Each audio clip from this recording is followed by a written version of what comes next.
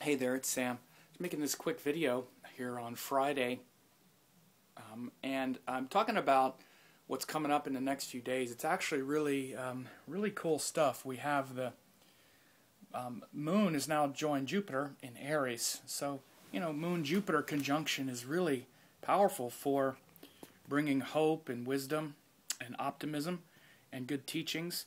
So whatever those things are, whatever you find uplifting and inspiring and that brings a sense of meaning and purpose in your life will be really powerful for the next couple days here on Friday night into Saturday and about half of Sunday. So this weekend really good for teaching, teachers, and connecting to higher purposes and wisdom and higher causes, and also beyond just in the abstract, it's also really very much about taking action based on those things, because it's happening in Aries. Jupiter is now in Aries, and we see this all over the world. People aren't just saying, oh, this inspires me, oh, this is powerful, this is a higher cause, a higher purpose. They're actually doing something about it. That's why we see these revolutions in the Arab world, and we see some revolutions here in some of the Western countries as well, at least citizens kind of revolting against the established, entrenched interests. So this is very much a sort of Jupiter and Aries thing. But what happens when the moon goes there, the moon is our mind. It's our consciousness. It's how we feel. And so the moon in Aries joined this Jupiter Aries is going to invigorate our heart and mind and consciousness with that energy. So it doesn't mean we can turn to the streets and protest. It might. You might see some protests this weekend. Watch and see. But it also means that we can connect with things that are not just about higher meaning and purposes in this world, but in the world beyond. The thing to realize is, especially with astrology and astrologers, they can often tend to use all these vague ideas and words like spiritual, like Jupiter is spiritual. It's about our higher sense of meaning and purpose. For many people, and in fact for most people, that has to do with like the world that they live in, like the government, justice, equality, and things that are right. And Jupiter gives that sense of righteousness, that sense of, it doesn't mean that it always gives righteousness, it gives the awareness of what is right. And this is why this is why we're seeing such battles based on the question, what is right? What is the right direction for the country? What is the right direction for the world? Huge battles in this country, in the United States right now, over those things, like this Tea Party movement and the Democrats and the Republicans, and they're both acting with fierce independence, almost not considering the consequences, which has to do with Aries. Act now, worry about the consequences later. Jupiter in Aries is bringing that sense of idealism and sense of meaning and purpose and hope to Aries, which is about just taking action.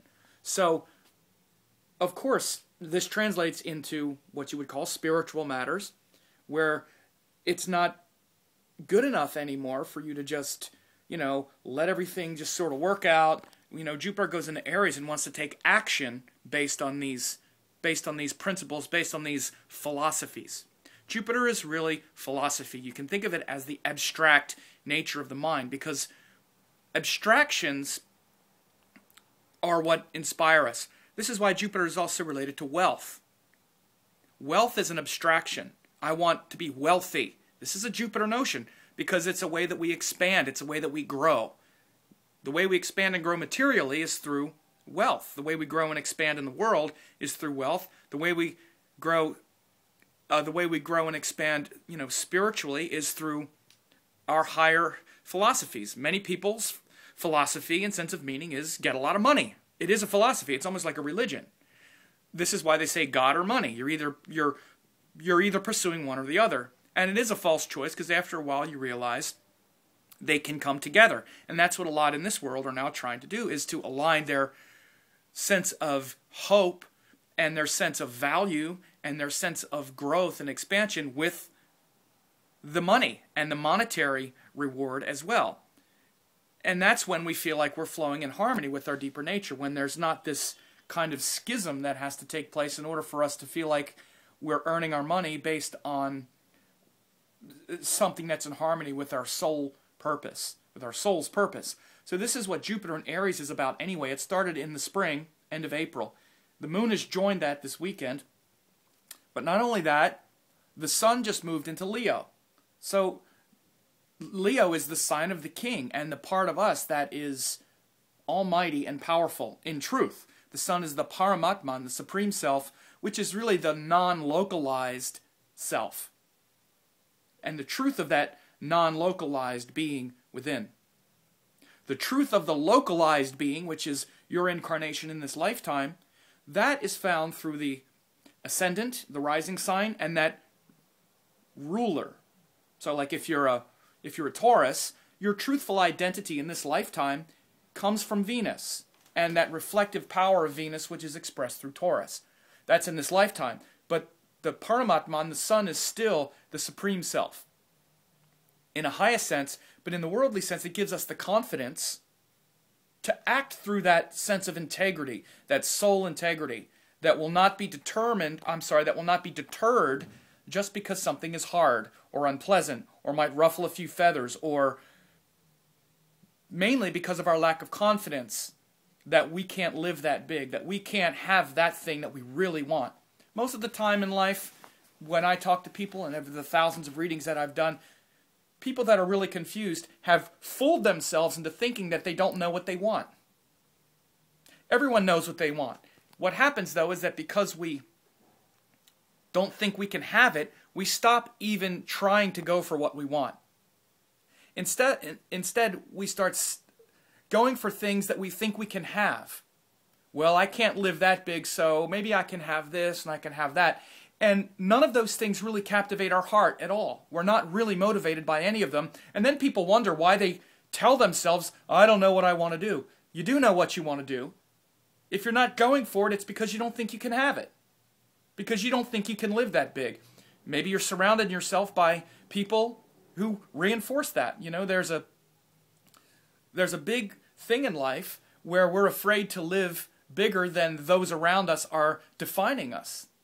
And if that's what you're doing, you'll feel that pain right now. You'll feel it. Because Sun going through Leo is saying, come on, are you in harmony with your deeper self? Do you have the confidence to really go for what you want? Or are you settling? Are you letting others define you? Are you being defined from the outside, which is the weak sun? Or are you defining and illuminating others? Because this is the thing. The sun is the king and the source of power. And when we radiate our true nature, and when we radiate that truth of the self with full confidence, or as much confidence as we can have, when we step up and go for it, what we do is we're giving our light, we're giving our love, we're giving that beauty, regardless of what comes back. The sun isn't concerned with what comes back. And I mean literally in the sky. The sun just gives all the power so that everything can live. Even though no one ever remembers the sun, no one ever remembers that the sun is the true source of life. Without the sun, there's nothing. If the sun exploded tomorrow, we'd all be dead. But how many of us actually remember that? Well, the ancient people did remember it. That's why they mainly worship the sun. And that's why they were also connected to the mysteries of the universe, and we're not.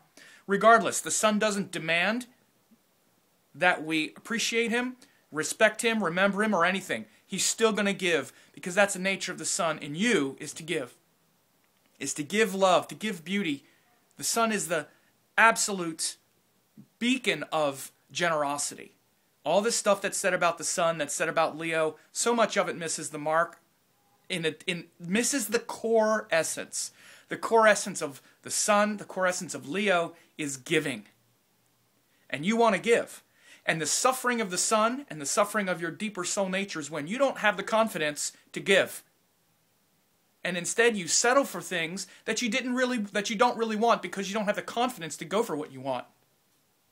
Right now, Jupiter is trining the sun, Jupiter in Aries, trine the sun in Leo. And it's compelling you to give and to step up and give the full power. The question is, will you?